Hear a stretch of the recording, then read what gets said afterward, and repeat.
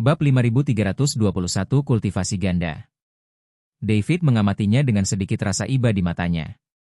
Ketika Qin Feng menjebak Ling Sui dengan afrodisiak, pernahkah ia mempertimbangkan belas kasihan? Kau telah melakukan kejahatan yang tak terhitung jumlahnya. Kau tak boleh dibiarkan begitu saja. David mengayunkan pedangnya, mengakhiri hidup Qin Feng. Untuk selamanya. Dengan dieksekusinya Qin Lai dan putranya, Villa Pedang Ilahi yang dulu makmur pun hancur.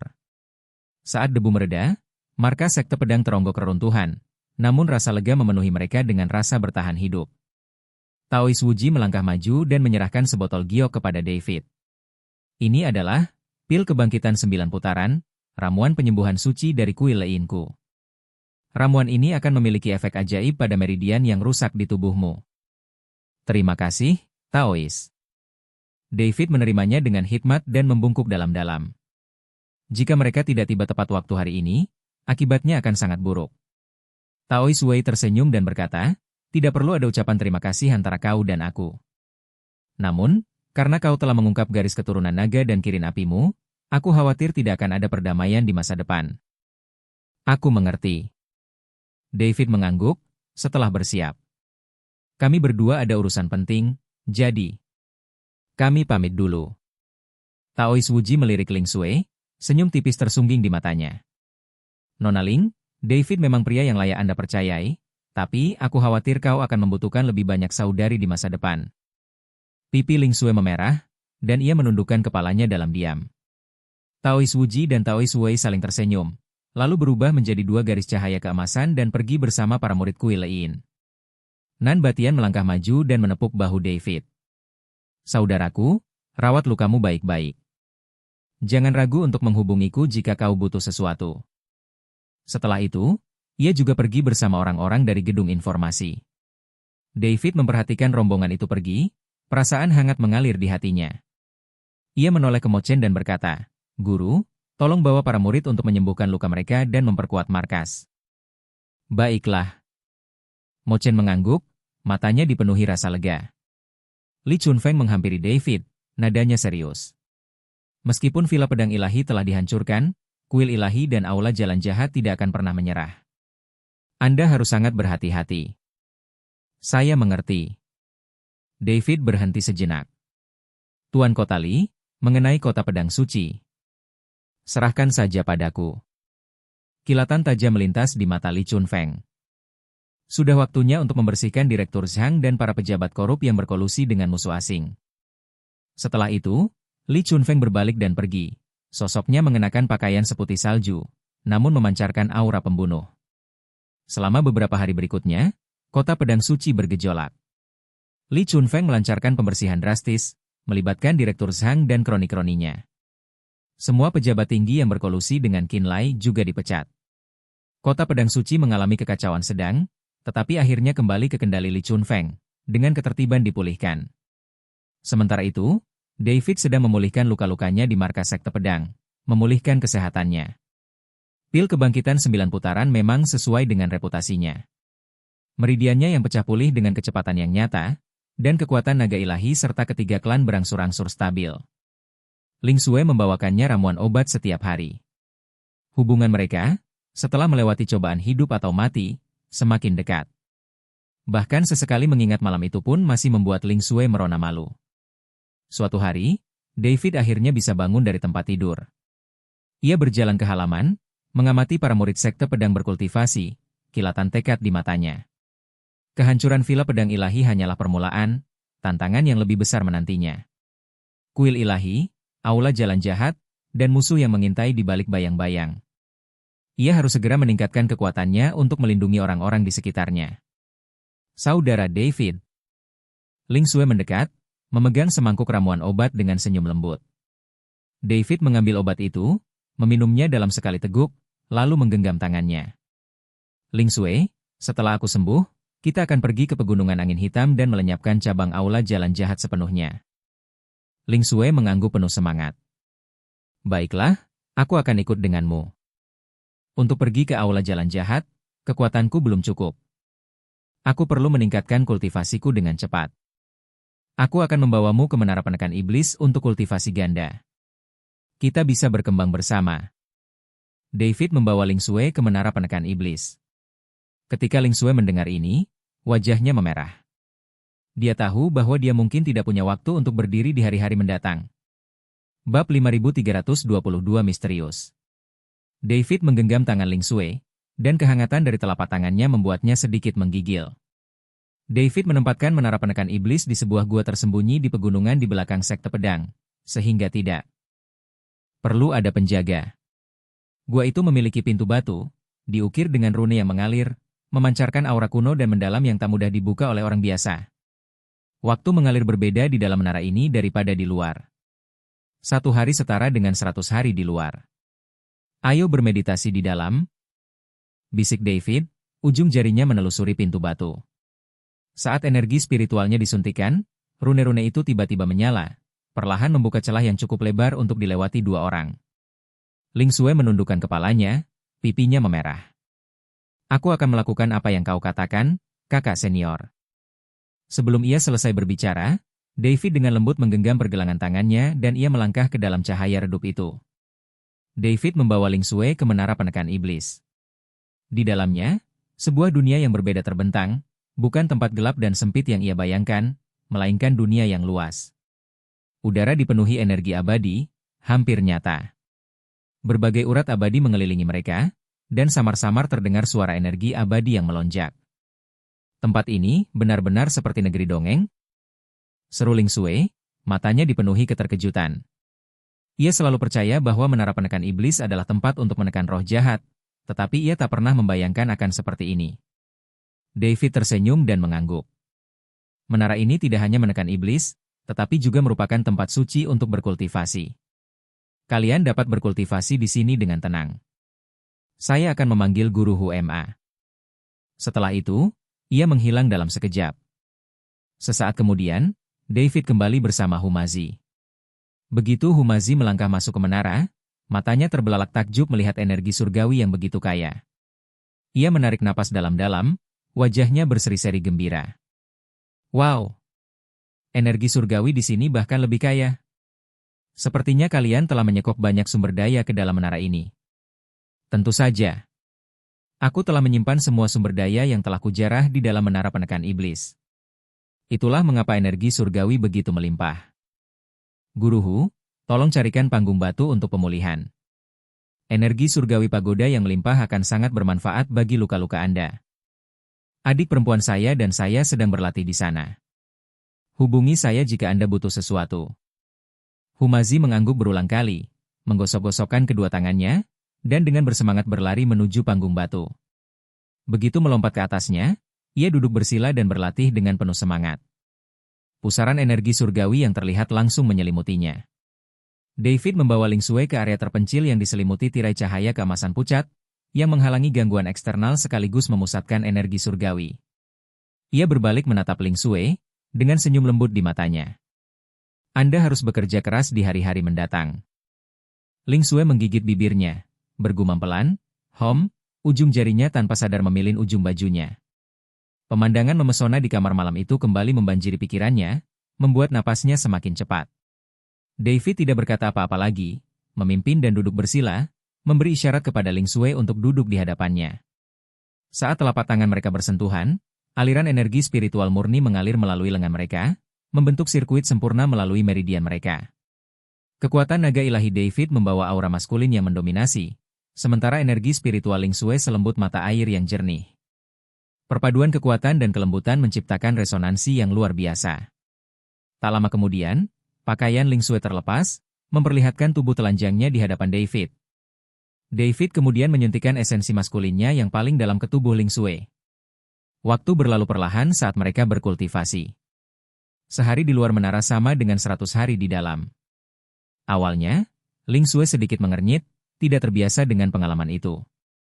Namun, seiring keduanya terus berbaur, ia perlahan-lahan membenamkan dirinya dalam misteri kultivasi. Ling Sui mulai berteriak, suaranya semakin keras. Untungnya, mereka berada di dalam menara penekan iblis, jadi tidak ada orang di luar yang bisa mendengar mereka. David, di sisi lain, benar-benar tenggelam. Kekuatan naga ilahinya tidak hanya meredam meridian Ling Shui tetapi juga mengarahkan energi spiritualnya melewati hambatan. Hanya dalam beberapa lusin hari, Ling Shui merasakan tingkat kultivasinya mulai meningkat. Bab 5323 Selamat. Sementara itu, David memanfaatkan kesempatan kultivasi ganda untuk terus mengasah kekuatan tiga ras dan naga suci di dalam dirinya. Kerusakan meridiannya akibat penggunaan busur Raja Suci dengan cepat pulih berkat energi abadi yang kaya dan nutrisi lembut seperti air dari Ling Shui. Energi spiritual di dalam dantiannya semakin terkonsentrasi, semakin mendekati ambang alam abadi duniawi. Namun, ketenangan ini dirusak oleh Humazi, yang muncul tak jauh darinya. Hari itu, ketika David menyalurkan gelombang kekuatan naga suci ke dalam tubuh Ling Shui, membantunya mencapai tingkat ketujuh alam abadi. Duniawi, Ling Shui tak kuasa menahan erangan, butiran keringat mengucur di dahinya. Begitu erangan lembut itu mereda, terdengar suara dentuman teredam dari platform batu di seberang jalan. Humazi tiba-tiba jatuh dari platform. Tuan Hu, ada apa? David segera menarik kembali kekuatannya, berlari keluar, dan bertanya dengan cemas. Humazi menutupi bagian belakang kepalanya dan memanjat, menatap David dengan tatapan tertekan, tidak apa-apa. Kakiku hanya mati rasa karena terlalu lama duduk bermeditasi. Namun, matanya jelas menunjukkan sedikit ketidaknyamanan, terutama ketika ia menatap Ling Shui, tatapannya mengelak, dan pipinya bahkan memerah mencurigakan. Ling Shui menjadi semakin malu ketika ia menatapnya, dan ia segera menundukkan kepalanya, telinganya merah seolah-olah akan berdarah.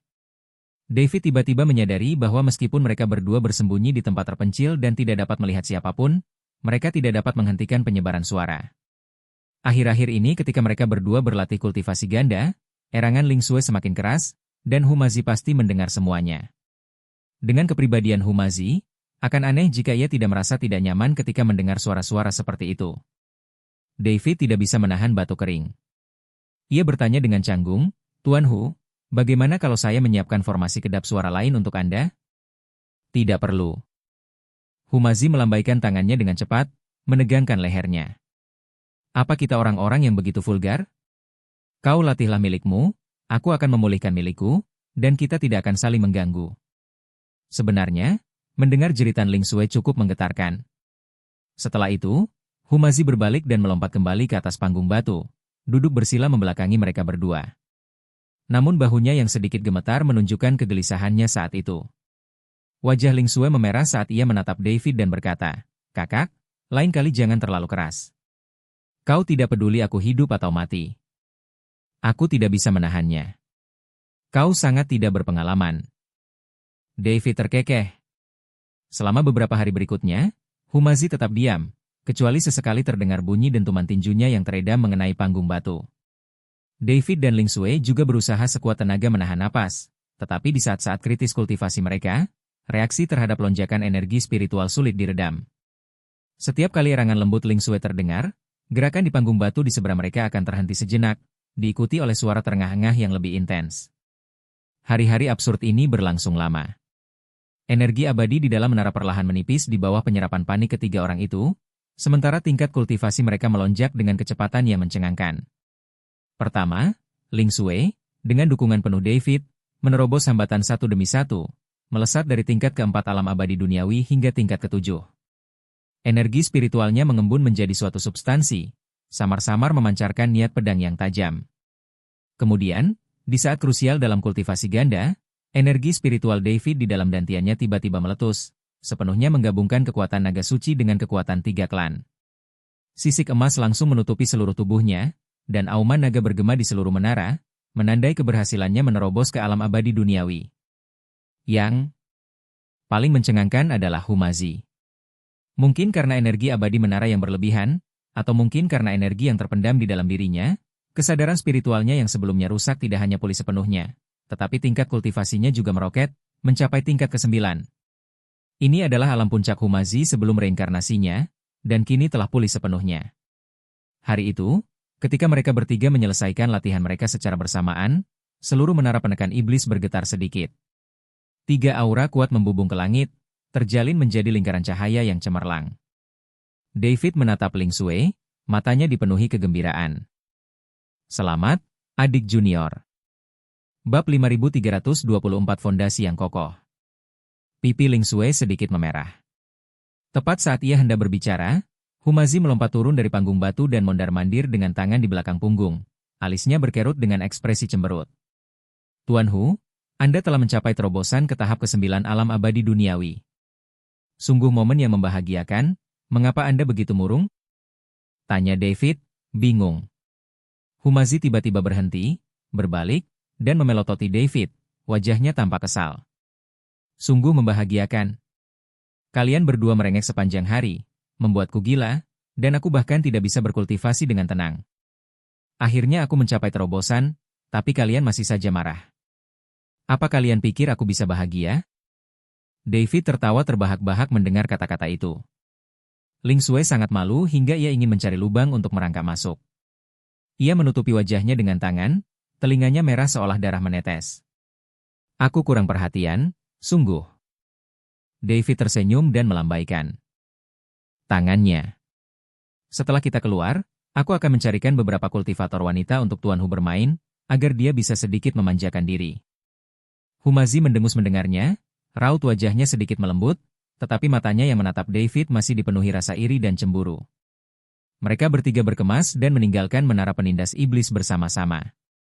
David menyimpan menara itu lalu meninggalkan gua. Saat pintu batu perlahan menutup, sinar matahari dari luar menyinari mereka, membawa kehangatan yang telah lama hilang. Menghitung waktu, mereka telah berada di dalam menara selama setahun penuh, tetapi baru 3 hari di dunia luar. Pintu batu perlahan menutup di belakang mereka, dan sinar terakhir cahaya rune kuno menghilang ke dalam bayangan gua. Ling Sui berdiri di sana, udara hangat, kaya, dan halus dari menara masih terasa di ujung jarinya, sementara suara lembut angin pegunungan yang menyapu jarum pinus memenuhi telinganya. Udara di luar lebih segar daripada di dalam menara. David meregangkan tubuh, sendi-sendinya berderak pelan. Energi spiritual alam abadi bumi mengalir deras melalui meridiannya, menghadirkan rasa soliditas yang belum pernah terjadi sebelumnya. Ia menoleh ke arah Ling Sui, hanya untuk melihat kepala Ling Sui tertunduk, rona merah samar di leher pirangnya, tangannya tanpa sadar memilin lengan bajunya. Ada apa? David melangkah lebih dekat dan samar-samar dapat mencium aroma ramuan spiritual di rambutnya. Itu adalah rumput pengental embun yang tumbuh di dekat gua. Kelopaknya, yang dipenuhi aura surgawi, konon dapat menenangkan pikiran dan jiwa. Ling Sui pasti diam-diam memetik sebagian dan menyematkannya di rambutnya saat istirahat dari latihannya. Ling Sui tiba-tiba mendongak, matanya bertemu dengan mata Ling Sui yang tersenyum.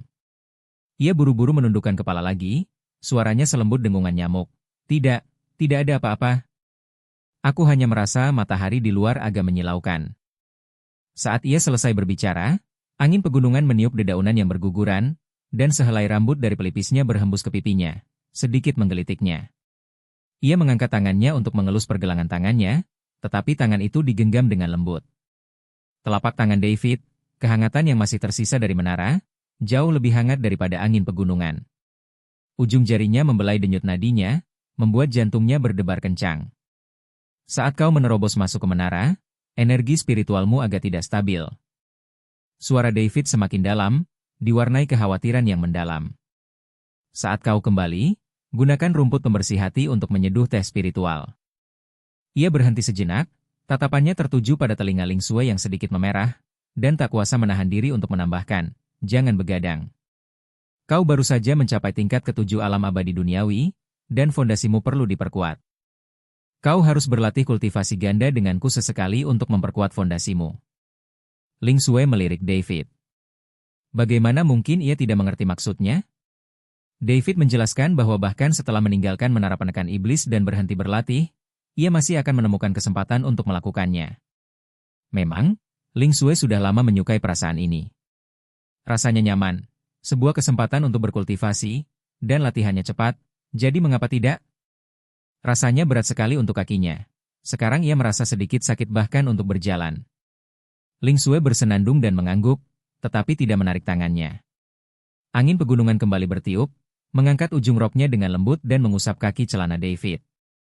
Ia tiba-tiba teringat malam terakhirnya di menara, ketika aura spiritualnya melonjak, dan David telah menghabiskan 3 jam penuh membantunya menstabilkan kekuatan spiritualnya.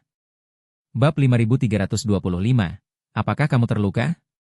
Pada saat itu, napas David tertahan di dahinya, membawa aroma samar dan halus, lebih menenangkan daripada obat mujarab apapun. Saudaraku. Ling Sui mengumpulkan keberaniannya dan mendongak, tatapannya bertemu dengan mata David yang tersenyum. Bagaimana rasanya di negeri dongeng duniawi? Seperti? David merenung sejenak, lalu mengangkat tangannya dan dengan ringan menggenggam batu besar di dekatnya. Batu biru setinggi setengah manusia itu hancur berkeping-keping tanpa suara. Sebelumnya, aku melihat gunung itu hanya sebagai gunung. Sekarang, aku bisa melihat dengan jelas urat-urat di setiap batu. Ia menarik tangannya, ujung jarinya menyentuh pipinya dengan lembut. Sama seperti melihatmu sekarang, aku bisa merasakan fluktuasi halus dalam kekuatan spiritualmu. Apa kau memikirkan pagoda itu lagi? Wajah Ling Sui memerah. Ia tiba-tiba menarik tangannya kembali, mundur setengah langkah, dan memelototinya dengan marah. Saudaraku, kau mengolok-olokku lagi. Namun teguran itu lemah, seperti angin musim semi yang bertiup melintasi danau, menciptakan riak-riak lembut. Ia berbalik dan berjalan menuju gerbang utama sekte, langkahnya jauh lebih lambat daripada saat. Ia datang, meninggalkan celah setengah langkah yang disengaja, menunggu orang di belakangnya menyusul. David memperhatikannya bergegas kembali, bahunya sedikit bergoyang, dan ia terkekeh pelan. Ia bergegas mengejarnya, berjalan berdampingan di jalan setapak pegunungan, batu-batu di bawah kakinya mengeluarkan suara gemerisik pelan. Ngomong-ngomong, Ling Sui tiba-tiba berhenti dan mengeluarkan sebuah kantong brokat kecil dari tas penyimpanannya, lalu menyerahkannya kepadanya. Ini bunga kering, hati ke hati. Bawalah. Naskah kuno mengatakan bunga ini memungkinkan seorang kultivator untuk menyatukan pikiran dan tubuhnya selama pertempuran. Kantong itu telah disulam dengan sutra roh vitalnya sendiri, dan sebuah pola kecil berbentuk pedang tersembunyi di sudutnya, simbol seorang murid sekte pedang. David mengambil kantong itu, merasakannya ringan di tangannya, namun terasa seperti ia sedang memegang hati yang hangat. Ia membungkuk untuk mengendus, aroma bunga segar bercampur dengan aroma ujung jari Ling Sui, lebih menenangkan daripada senjata sihir pelindung apapun. Kalau begitu aku akan menyimpannya. Ia menyelipkan kantong brokat itu ke kerah bajunya, menempelkannya di dada. Setelah kita kembali dari pegunungan angin hitam, aku akan mengajarimu teknik pedang baru. Aku mempelajarinya saat aku menerobos, dan itu sempurna untuk kekuatan spiritualmu saat ini. Mata Ling Sui berbinar, dan ia mengangguk penuh semangat. Oke. Mereka berjalan tanpa banyak bicara, tetapi sesekali berjabat tangan, atau saling melirik saat mereka menghindari dahan yang rendah, bagaikan aliran sungai pegunungan yang lembut, penuh kelembutan yang tak terlukiskan. Saat mereka mendekati gerbang gunung sekte, Ling Sui tiba-tiba teringat sesuatu, berhenti sejenak, dan mengeluarkan botol gio kecil dari lengan bajunya. Ini, kau ambil ini juga. Botol itu berisi salep merah muda pucat yang khusus ia buat menggunakan rumput kulit salju. Aku tidak membutuhkannya, David tersenyum dan mencoba mendorongnya, tetapi Ling Sui dengan keras kepala menekannya ke tangannya. Bawalah. Nada bicara Ling Sui terdengar sangat tegas, pipinya semakin memerah. Ada banyak roh jahat di pegunungan angin hitam. Bagaimana kalau kau terluka? Salep ini bisa menghilangkan racunnya. Seolah takut ia akan menolak lagi, ia berbalik dan berlari kecil melewati gerbang gunung. Roknya menyapu anak tangga batu, meninggalkan jejak kaki yang ringan. David memegang botol giok hangat di tangannya dan memperhatikannya menghilang di ujung koridor. Ia tersenyum dan dengan hati-hati memasukkan botol itu ke dalam tas penyimpanannya. Angin gunung berhembus melewati gerbang gunung, membawa teriakan dari tempat latihan yang jauh. Ia menarik napas dalam-dalam dan menuju markas sekte pedang. Setibanya di markas sekte pedang, Ling Sui merasakan kakinya melemah, langkahnya menjadi tidak wajar, dan ia tak bisa menahan diri untuk mengerutkan kening setiap kali melangkah. Kakak senior Ling Sui, ada apa denganmu? Apa kau terluka? Seorang murid muda bertanya dengan khawatir, memperhatikan langkahnya yang goyah. Pipi Ling Sui langsung memerah, ia tergagap dan tak bisa bicara, menatap David dengan panik, seolah meminta bantuan.